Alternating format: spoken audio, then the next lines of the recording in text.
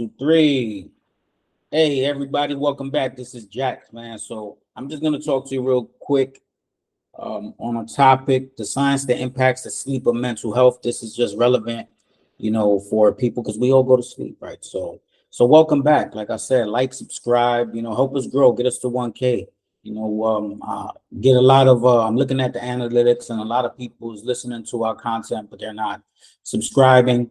So please, just subscribe to the channel. So today we're going to dive into the topic that affects every single one of us. Every single one of us.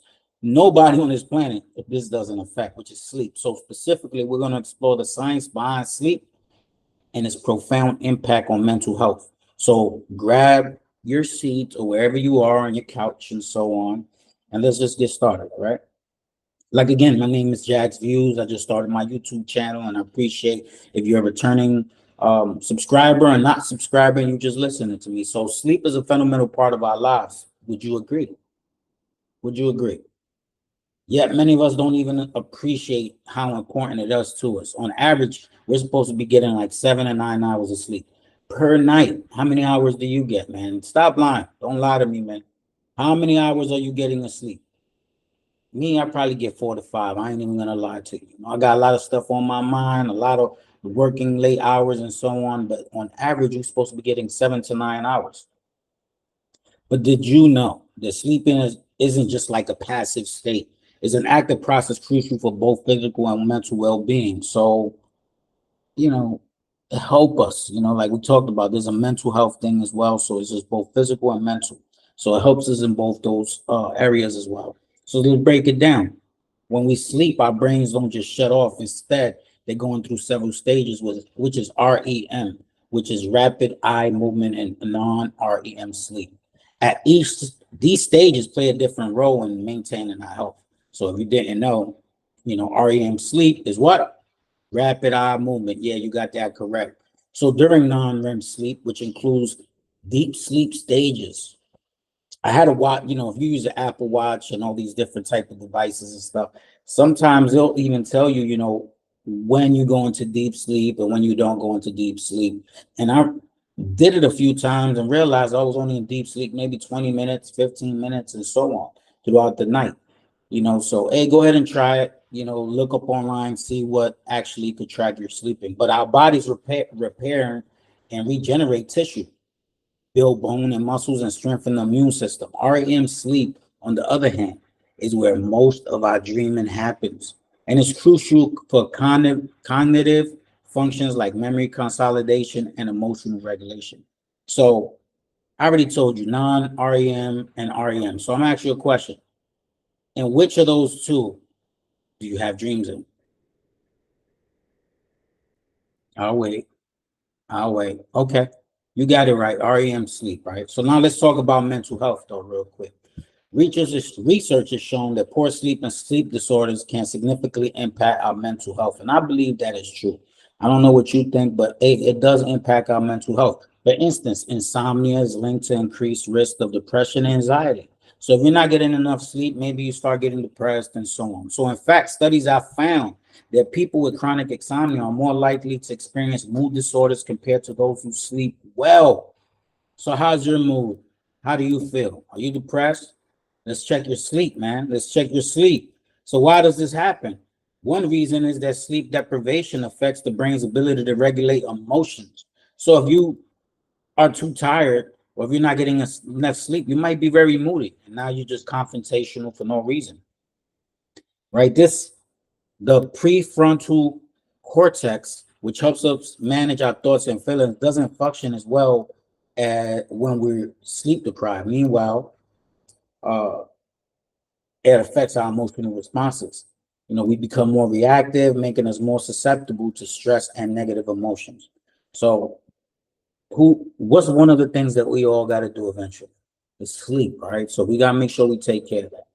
So how and what can we do to improve our sleep and in turn our mental health? So here's some tips, right? Here's some tips and things I've been looking at.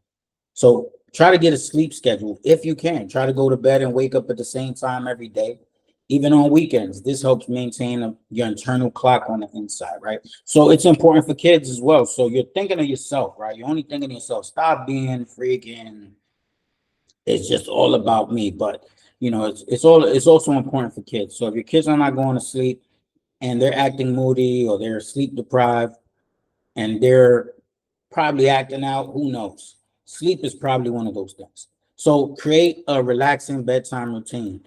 Wind down before bed and activities like reading or taking a warm bath, and avoid screens at least 1 hour before sleep. I know. We all want to check the Instagram and TikTok and Twitter or X before we go to sleep, right? But we do have to put these things down. All right. Optimize the sleep environment. So keep the bedroom cool, dark, quiet, and invest in a comfortable mattress and pillow. I know some of y'all out here buying some cheap mattresses and pillows. All right. So let's go ahead and do some research. I want you to go right now and type in AAAMAZON and type in pillows, and then look for the best ones that fit your needs. All right. Don't try to get these big, luxurious pillows and you're trying to sleep on these pillows and hurting your neck and you're wondering why you're all messed up the next day. All right. And then they say, watch your diet and exercise. Avoid large meals, caffeine, and alcohol before bed. Regular physical activity can also promote better sleep. Do you believe that?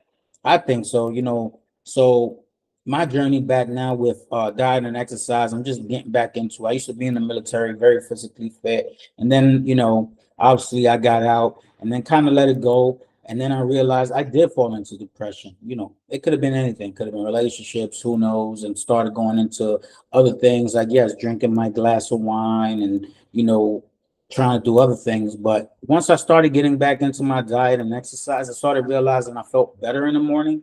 I was waking up, my sleep was actually helping. And I'm not telling you like me. For example, when I went back to exercising, you know what I did? Yeah. The first week, what I did was I went ahead and went to the gym every day, got super sore. And the next week, I was like, I can't do this. And I quit for like 2 days. But then in my mind, I said, maybe I just went too hard. This wasn't the best way for me to get back into it because I was trying to do something. I was trying to go about it like I used to go about it. And what I did was I just started going 3 times a week, right? And I would just go to the gym, or I would take a walk, I would ride a bike, or I would just, watch what I ate during those days where I wasn't working out, as well as the days obviously that I was working out. But I was making sure I was getting fuel inside of my body so then that way I could sustain these workouts. Now I wasn't going hard. I'm not really a gym buff or anything like that. But yes, I was doing weights and I was running, walking slash running, walking on both, and I was riding my bike. So hey, try that. All right. Manage stress. So manage your stress, incorporate a stress reducing practice like mindfulness and meditation into your daily routine. Reducing stress can improve both your sleep quality and mental health. I'm gonna tell you like this: if anybody out there has any recommendations on how to manage stress with, meditation, go ahead and just put some links down below of those best things or pages or YouTube, and I could type it in. But the other day, before I went to sleep, for example, I did a meditation video for like 5 minutes. Man, I woke up and I didn't even know I went to sleep. So hey, if you have anything with meditation, man, I would love to get into that because I want to get better in managing my stress. Life is stressful every day, man. So, again, share. So, hey, to sum it up, sleep is more than just rest, right? It's a vital component of our mental health. By understanding the science behind sleep and taking to improve our sleep habits, we can enhance our overall well-being. So what do you think? Is sleep important or is it not? I know. You're not making no money while you sleep. Yeah, I know. But hey, you got to put them kids to bed. They got to wake up, man. You got to put them on a sleep schedule. So hey, if you found this video helpful, make sure to give it a thumbs up and subscribe to Jack's Views, man. A lot of people are listening to this, but you're not subscribing. So for more content like this, help us get to 1K so then that way we can provide better contact. I can get more mics up in here, more people to go ahead and talk about these subjects. And I love to hear from you. So, hey, go down in the comment section and let me know what you do to get good sleep. Drop them comments down below. Thanks for watching. Sweet dreams. And hey, until the next video. This is Jack's Views.